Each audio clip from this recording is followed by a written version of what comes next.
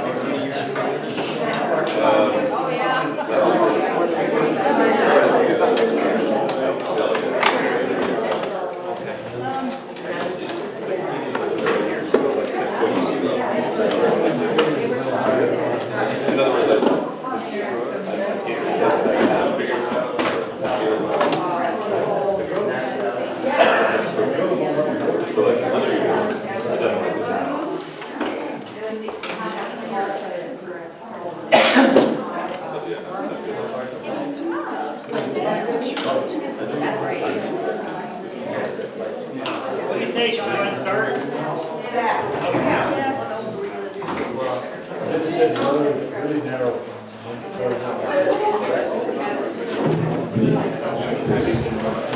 Well, somebody asked a minute ago if I'd talk about just how to keep them from I can't dying. even see it.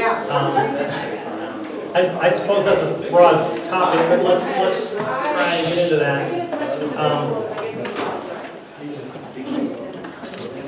To me, you got two basic issues. One of them is just having bees with the hardiness to survive, and the other one is having them in a natural system where Varroa aren't an issue. Because Varroa is definitely one of the major issues if you've got bees on large cell comb and especially if you've got domestic Would it be this one? packages on large cell comb. Michael, Yeah. do you know where that driver with 100 videos? Yes. You got to be last night. Okay, let me have it next door when you come. Typically, a typical new beekeeper goes and buys a package. They buy a starter kit from whoever, Man Lake, Brushy Mountain, Dayton, fill in the blank. It comes with large cell foundation. I can get on just that topic for 2 hours, but basically, for those of you who haven't got the concept of large and small bees, about 100 years ago, they decided they were going to upsize them. The experiments started about 30 years before that, but eventually the industry bought into it, and all of the foundation was made with larger cell sizes than what the bees would naturally make, so that they could get bigger bees. And so typically when you buy bees, you're getting bees that are half again the size of normal bees. Go ahead. So that's part of your problem as far as the Varroa, but that doesn't, even if you fix that, you still got other issues. That needs to go there. One of those issues is just having bees that are acclimatized to your climate. And another one is that they have such a narrow gene pool in these commercial queens that you just don't have that wild vigor that you had. You know, if you take a Rocky Mountain bighorn sheep and turn it loose, it survives just fine. You take a sheep from a typical sheep farm and turn it loose, it'll die. The reason is thousands of years of domestication. They've been domesticated to the point that they just don't have that vigor anymore. Well, we're losing vigor rapidly. Dr. Shepard did a presentation when I was in Washington or Oregon. I don't remember where I was. I don't remember. It was Dr. Shepard. I thought maybe somebody remembered what university Shepard's at. But but anyway, Dr. Shepard was doing a presentation on the inbreeding and the lack of a gene pool in the commercial queens, and the numbers were even more stunning than I had expected. I don't even remember exactly what they were. I wrote them down someplace, but I don't have them on me. But basically, there's just a few lines of queens that are responsible for hundreds of thousands of queens that are getting shipped all over the United States. So you have this huge bottleneck, and and a huge loss of vigor in that process. If you go read Kirk Webster's writings, he wrote some really good stuff that he has out there under kirkwebster.com. He often talks about the element of wildness and the fact that wildness really is usually where the solution to our problems come from. Because everything we try to do, we usually just mess it up. Again, I got a whole presentation just on how we mess that up. But the history of selective breeding is that we usually mess things up. Usually there's some point of improvement for a while because we wanted a particular thing and we bred for that particular thing and we kind of got more of what we wanted, less of what we didn't want. Not necessarily what was best for the species, but what we wanted, and then eventually we get carried away with that and we just destroy the whole breed. I've seen it happen to dogs and cattle and horses, and it just happens over and over and over again. The royal families. I can't argue that. It's like breed only or something, I don't know. Inbreeding does not result in vigor. So one of the things you got to do is you've got to get bees that have the vigor and the right characteristics to live in your climate. And the best way to get that really is to either catch swarms or do cutouts or find other people who are raising bees without treatments there who aren't raising some very narrow gene pool. And you can get some of that vigor back. I wasn't having any luck getting packages through the winter, even on small cell, and it wasn't because I was losing them to Varroa, they just wouldn't make it through the winter. Until I started getting local feral survivors and trying to raise from them, and then I can get bees that can survive the winter. Because the bees that I get in packages, they just can't survive the winter. They don't have the genetic vigor to do it. Does that make sense? So if it was me and I was just starting out, you get bees wherever you can and you get started. You do what you can. But I'd set some swarm traps. I would count on getting bees in the bait hives because you don't know what you're doing yet and you don't know where a good spot is yet. It's like fishing. If you want fish for supper, you might need to go to the grocery store, but that doesn't mean that fishing isn't fun, and it doesn't mean you won't eventually catch some fish and learn how to do it. So I do both. I order a package. If that's the best you can do, order a package. And meanwhile, set some swarm traps and learn how to fish for bees. The other thing you can do though is you can look around and try and find local people who are raising, even if they're just local and they are treating, you're going to be better off than buying the ones that are treated that came from California or Georgia. If they're raising local bees, they're going to be more acclimatized than those. Ideally, you want to find small cell treatment-free local bees. That would be the ideal. But the ideal is kind of hard to come by, so you settle for what you can get. So if all you can get is a package of bees, you put the package of bees in. If you take that queen out and put her in a nuke when they get kind of established and let them raise a new queen, that queen's going to mate with some local genetics and you're going to be better off than you were with that original queen. You can actually start to have a chance of making it through the winter now. Now it's still half genetics from the wimpy domestic bees, but still, you're taking a step in the right direction. You'd be surprised how fast this happens. That first generation, you're thinking, well, I'm only getting half. But when they brought longhorns to Nebraska, they brought all these longhorns to Nebraska, and they bought a Hereford bull. They put them in with the longhorns. First generation is half longhorn and half Hereford, right? But the next generation is only a quarter longhorn. The next generation is only an eighth. The next generation is only a 16th. The next generation is only a 32nd. And when you get to a 64th, you can't tell the difference between a 1/64th longhorn and a pure-blooded Hereford. They look the same. There really isn't any different. Well, if you start raising your own queens, you're going to get to that point in about 5 or 6 generations, to the point where it's kind of irrelevant anymore because you've got local genetics now. And yeah, you only get half of it the first generation, but you keep doing that, and eventually you get some better quality queens. That would be my recommendation. The other part of my recommendation, which I brought up earlier, is that I try and get them on small cell and or at least natural comb. Some of this depends on your feelings about things, and I know that seems rather unscientific, but the reality is if you believe in what you're doing, it's going to succeed much better than if you don't believe in what you're doing. I don't know why people think that's unscientific when we have plenty of studies that have been done on projects that are done in companies whether it's a software development project or it's just a process improvement project. If the people who are involved in the project believe in it, it's going to succeed. And if they don't believe in it, it's going to fail.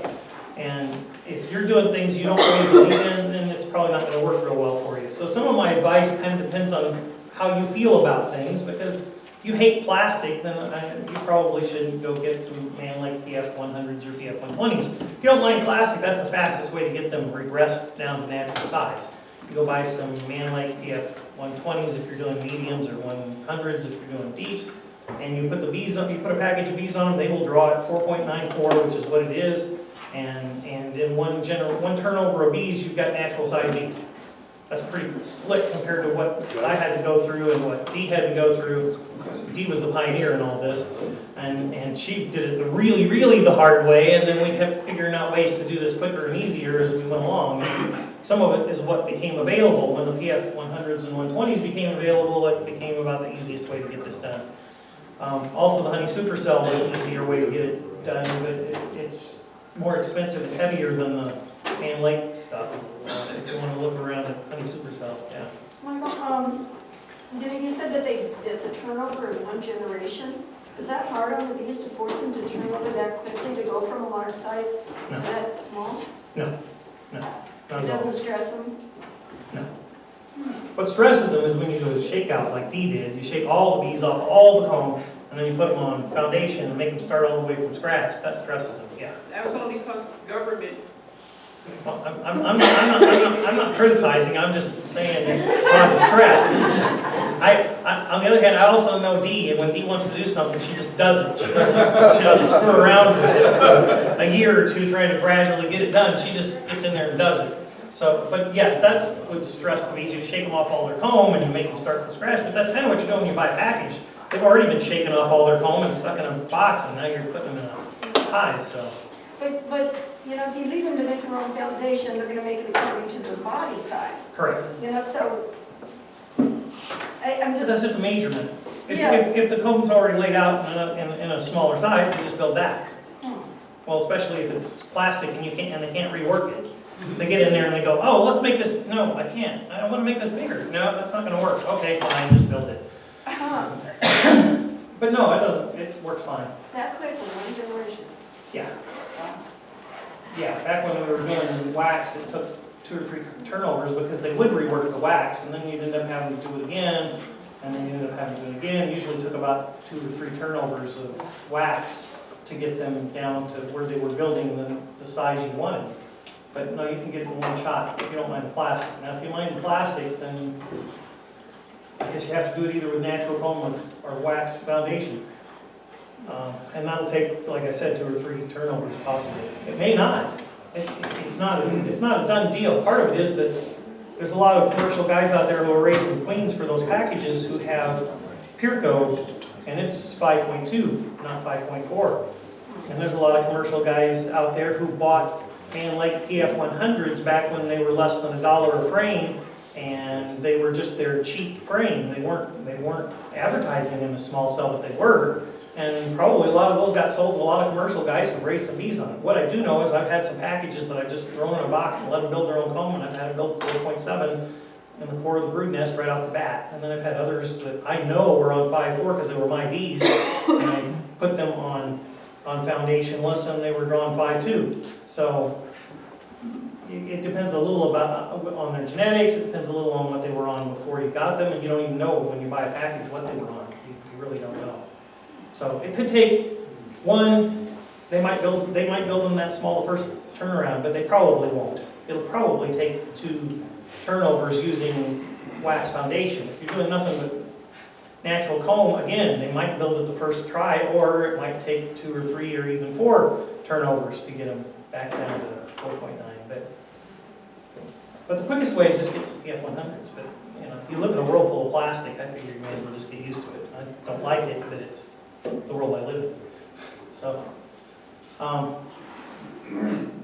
so you want to get them through the winter. I think those are the main things. You want to get genetics that can survive the winter, and you want to get them on small cell to deal with the Varroa issues. The other thing is, it's going to take a while Again, if you catch swarms, you may bypass some of this, but you need to get them back to where the microbes in the colony are natural and normal again. They aren't all messed up from the antibiotics and the essential oils and the organic acids and all the things that are messing with the microbes in the colony. The more you can get back to the natural microbes that live in their gut, the less problems you're going to have, because the microbes in their gut are protecting them from nosema, they're protecting them from AFB and EFB, and you need to get those microbes back to normal. If you catch some wild swarm that's actually been living in the trees for a while, they probably do have a natural set of microbes in their gut, as opposed to you buy a package of bees, they probably fed them terramycin somewhere along the line and pretty much wiped out everything that wasn't antibiotic resistant, and they may have fed them tylosin and wiped out everything because most of the microbes haven't had a chance to build up a resistance to the tylosin. Can you recommend a swarm lure?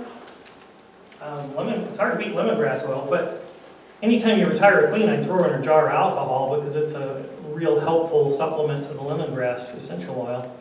But 4 drops of lemongrass essential oil is about as good as it gets.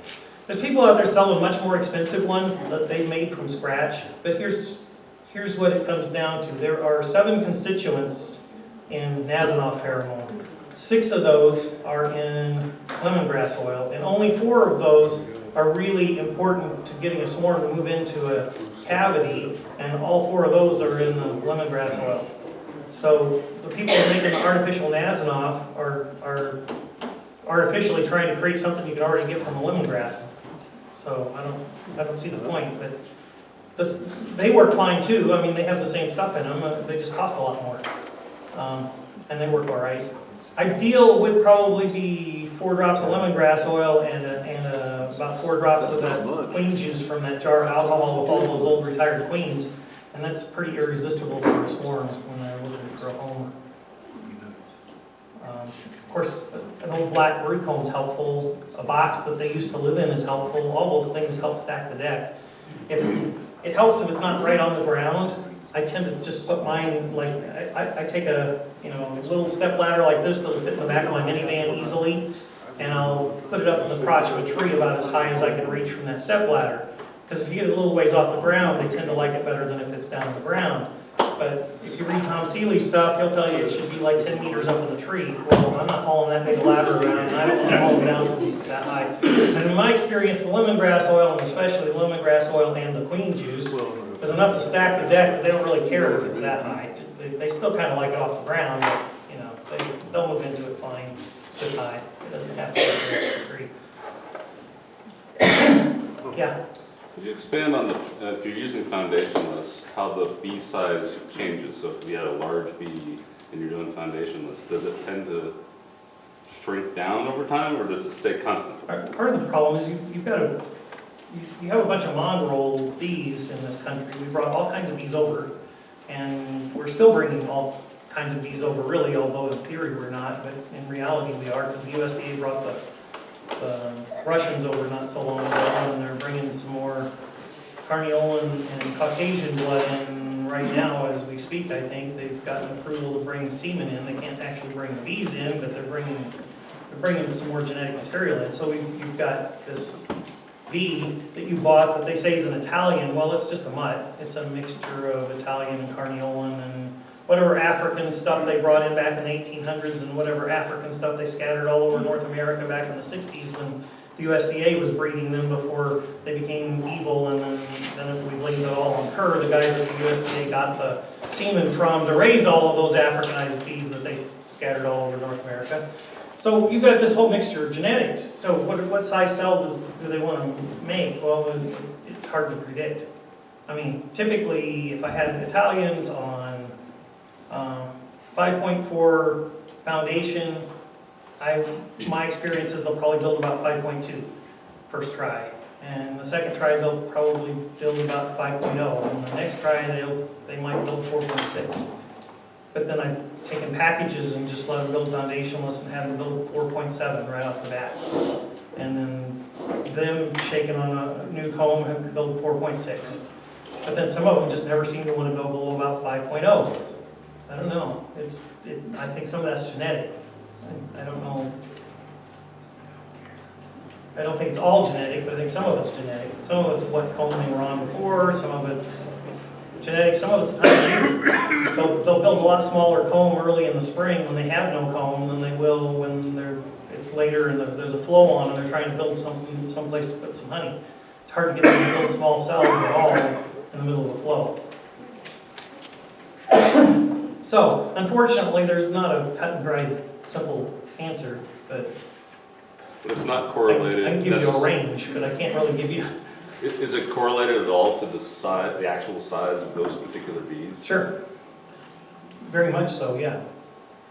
Because, how did Noah build the ark? Anybody know what he measured it in? It's all measured in cubits. And your cubit probably isn't exactly the same length as my cubit. That would be from here to here. So yeah, a bee's basically measuring what they're doing by their body, and so a bigger bee tends to not build as small a cell as a smaller bee would build. But they still have their instincts on what size it ought to be, and so they head that direction. It just takes them a little longer. Yeah.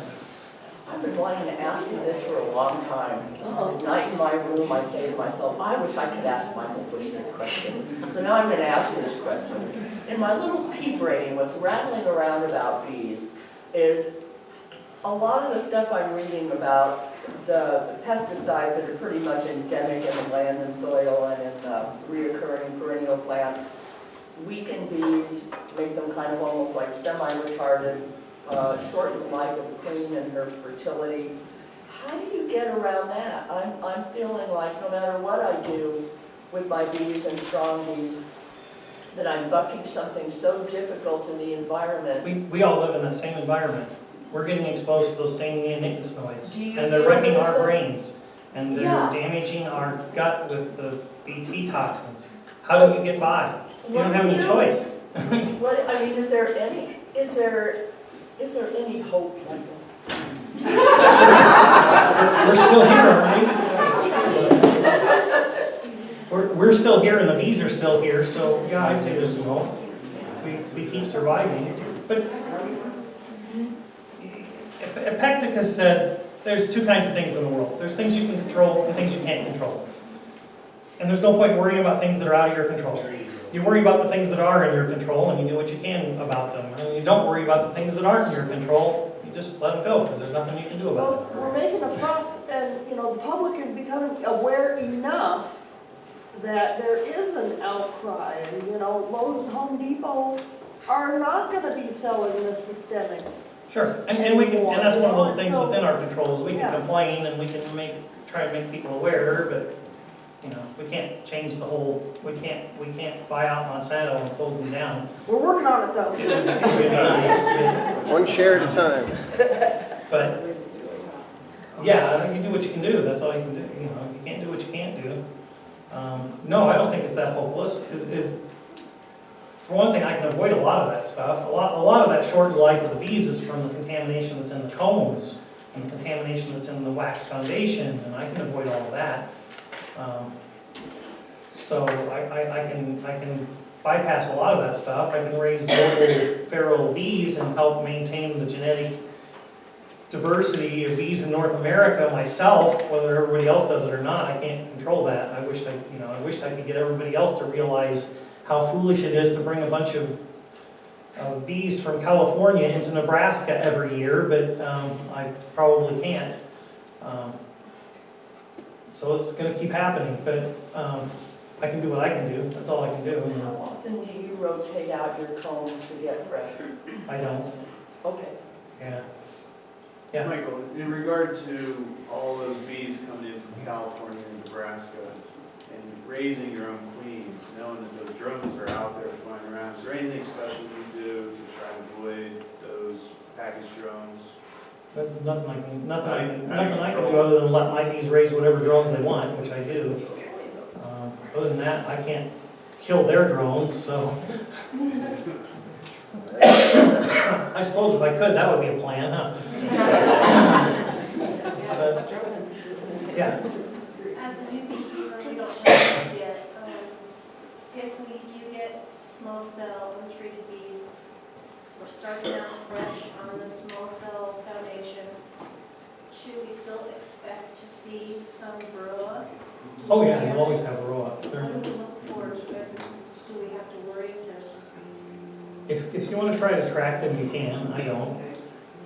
Kirk Webster has some wonderful descriptions of counting Varroa. He calls it the soul-destroying work of counting Varroa mites will someday be viewed as pure foolishness, something to that effect. But I counted mites when I first got on small cell. I'm a skeptic, and I know I find it odd on forums that people try to act like I'm some true believer who joined Dee's cult and believe everything she says, you know. And Dee and I argue about all kinds of stuff. We don't agree on everything. Any two beekeepers who totally agree on everything, there's probably something wrong, because just differences in experiences would have led you to come to different conclusions. So I find it kind of odd, because when I started, I was trying to find out if this, first of all, I was questioning whether or not bees would actually build cells that small, so I let them build their own home so I could see what they were going to build. Second of all, I didn't know whether it would really help with Varroa or not. So I was counting Varroa mites for a while, and after a while I just got tired of looking for them, and it got harder to find over the years, and I just didn't bother anymore. But you can count them if you want. It's not, certainly isn't going to hurt, and I don't think you ought to just take everything on faith. If you want to see if things are working, you can do that. Here's the problem, though. The problem with gathering information is what are you going to do with that information, and is it going to incite you to do things that maybe you shouldn't have done? They did an interesting study on medical tests, and what they concluded was the more information your doctor has, the worse decisions they make. Because they get sidetracked, they get distracted by all of this information. And if they would stick with a couple of tests that had something directly to do with what it is they're interested in, they might make a good decision. The problem is, they keep gathering information, and all of this information overloads their logic, and they start panicking and doing things they really shouldn't be doing because they have too much information. So the question is, if you're going to count mites, is that going to be too much information for you? Because if you're going to count mites with the theory of, oh, if I find some mites I'm going to treat, well then you may as well just go ahead and treat, because you're going to find mites. So if you're going to not treat, even if you find mites, well then it's a lot of work. Why are you bothering? But if you want to, it's not going to hurt I anything. think I'm basing that off because I went to a local beekeeping class, and of course they advocate treating and all that. And we're saying if you have more than 10 mites, then your hive is due But to see, die. here's part of the problem, and this is part of the problem I think with all the tests they do on anything to do with Varroa actually, is they never let things hit a critical mass. Because if you ever watch bees will kind of ignore something until it reaches some threshold, and then all of a sudden they get all motivated. It's like, whoa, we got to do something about this, and then they start attacking whatever that problem is with a fervor. I think Varroa are the same way. If they don't get bad enough that they get motivated to do something about them, then it may be that that trigger never happens. They never get triggered to start fighting the Varroa. They're still assuming everything's fine because it never reached that threshold. So like typically the studies on, say, small cell efficacy, they'll put these bees on small cell and these bees on large cell for about a month, and then they just count mites. And then they say, well, neither one of these were critical, but there were more mites on the small cell than on the large cell, and so we don't think it worked. But you never let this hit any critical point where it reached the point where the bees did something, you know? And I think it has to reach that point. Kirk has some writings on that too, on how he saw things get bad, and just when he thought everything was going to collapse, then it all got better. And something happened in there, something got triggered in the bees when things got bad enough that didn't happen otherwise. Yeah. I trap all of my bees, or they go to the and so you're telling me that they're all wild bees.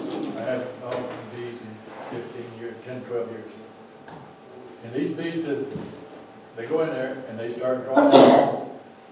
And once they draw a comb, then I can work them in.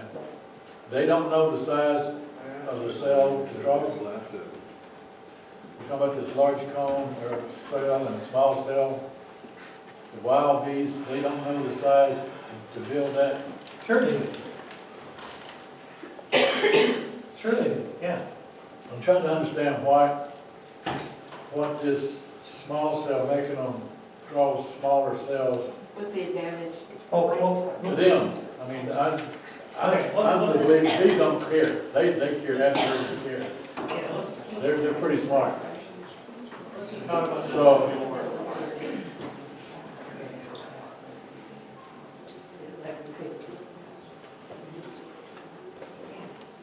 I'm trying to understand the significance of making the bees draw a smaller cell.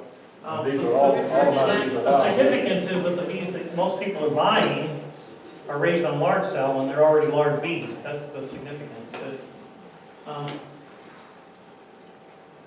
I should probably mention this. Anything you see on this, all these presentations are online on my website. You can go look at them later if you didn't get a quote written down fast enough. And I'm doing a bee camp. We'll talk about that more later maybe.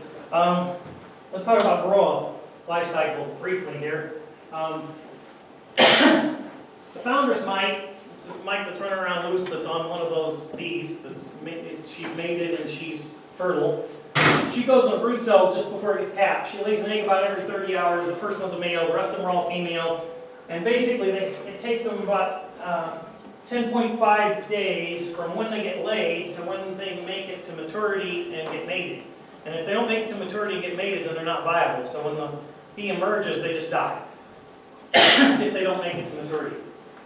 So the typical number of offspring with large cell foundation and a 21-day cycle, which is the standard for a large cell foundation, you get offspring of 1.5 Varroa plus or minus a half, which means it averages out to 1.5 offspring. Sometimes it's 2, sometimes it's 1. You know, it can go one way or the other, just depending on how warm the weather was and whatever. So in a drone cell, you get you'll get about 3.5 plus or minus, depending on how soon they emerge. So that's the life cycle of Varroa, and that's going to have something to do with the rest of this in a minute. So while it's in there, of course, it's feeding on the pupa, it's spreading viruses, it's weakening the pupa, all that stuff. So then when it's on the outside, it's also sucking the blood of the bees that are outside. And so, of course, that's also spreading viruses and weakening the bees. Not as much as when they're in the cells. So, here's some Varroa. Here, I circled them for you.